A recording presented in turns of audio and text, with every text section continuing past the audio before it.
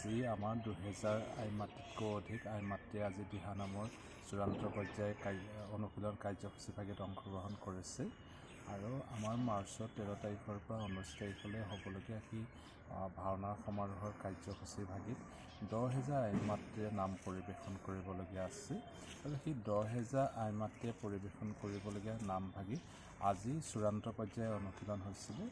আমাৰ লখিমপুৰ জিলাৰ বিভিন্ন ঠাইৰ পৰা আইমাতৃসকলে আহি অংশগ্ৰহণ কৰিছে আৰু যেহেতু আমাৰ জিলাখনত মহাপুৰুষ মাধৱদেৱ আৱিৰ্ভাৱ হৈছে, সকলোৰে লগত ভক্তিভাৱ জড়িত হৈ আছে, সকলোৰে লগত শ্ৰদ্ধাভাৱ জড়িত হৈ আছে, সকলোৱে মন মগজত গুৰুজনাৰ নীতি আদৰ্শৰে অনুপ্ৰাণিত হৈ আছে।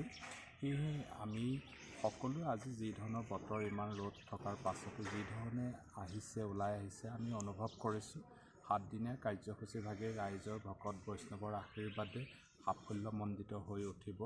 সকলোৱে সুপৰামৰ্শ আৰু আশীৰ্বাদৰ জৰিয়তে গুৰুজনাৰ নীতি আদৰ্শক যি ধৰণে আমি নৱপ্ৰজন্মক অনুপ্ৰাণিত কৰি নৱপ্ৰজন্মৰ জৰিয়তে এখন ভাল সমাজ গঢ়িবৰ কাৰণে এই ভাওনা সমাৰোহ এভাগি অনুষ্ঠান হিচাপে নহয়, এভাগি আন্দোলন হিচাপে অনুষ্ঠিত কৰিবলৈ প্ৰয়াস কৰা হৈছে। এই মহান যাত্ৰাত আমাৰ ভাওনা সমাৰোহভাগিত অসমৰ প্ৰায় কেইবাখনো জিলাৰ পৰা আহিব।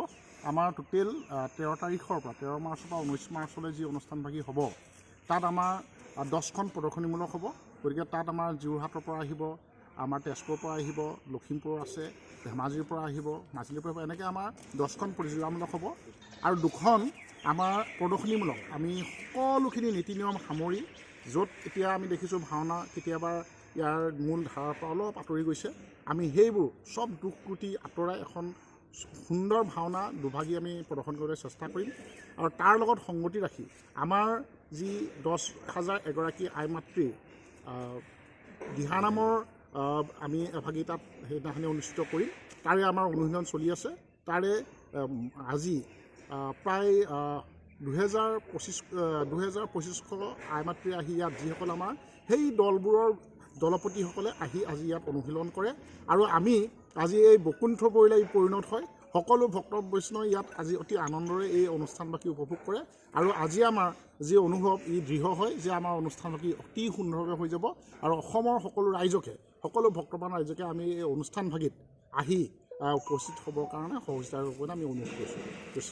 আমাৰ ভাওনা ভাগি প্ৰদৰ্শন ভিত্তিত হ'ব 13 মাৰ্চৰ পৰা 19 মাৰ্চ পৰ্যন্ত। সেই 19 মাৰ্চ পৰ্যন্ত হ'ব আমাৰ দিনৰ ভাগত। প্ৰত্যেক দিনে আমাৰ বিভিন্ন কাৰ্যসূচী আছে। 10,000 এগৰাকী আইমাতৃ দিহানাম, 1600 গোপকৃষ্ণ কৃষ্ণ নৃত্য হ'ব আৰু 500 এজন শিশুৰ দ্বাৰা সত্ৰ নীতি হ'ব দিনৰ ভাগত আৰু ৰাতিৰ ভাগত আমাৰ প্ৰত্যেক দিনা 2খনকৈ ভাওনা সমাৰোহ হ'ব, ভাওনা কম্পিটিশ্যন হ'ব আৰু সেই ভাওনা ভাগ আমাৰ সদৌ অসম ভিত্তিত হ'ব। ইয়াৰ কাৰ্যসূচীৰ লগত সংগতি ৰাখি আমাৰ বৰ্ণিল কাৰ্যসূচী হ'ব, সাংস্কৃতিক শোভাযাত্ৰা হ'ব। এইখিনি লৈ আমি সদৌ অসম ভিত্তিত সকলোৱে সঁহাৰি, ধৰ্মপ্ৰাণ ৰাইজৰ পৰা আমি সঁহাৰি বিচাৰিছোঁ। সকলোৱে আমাক সহায় কৰিছে। আমি ভাবিছোঁ ভগৱন্তই কৃপা কৰিলে আমাৰ অনুষ্ঠান বৰ সুন্দৰ হ'ব আৰু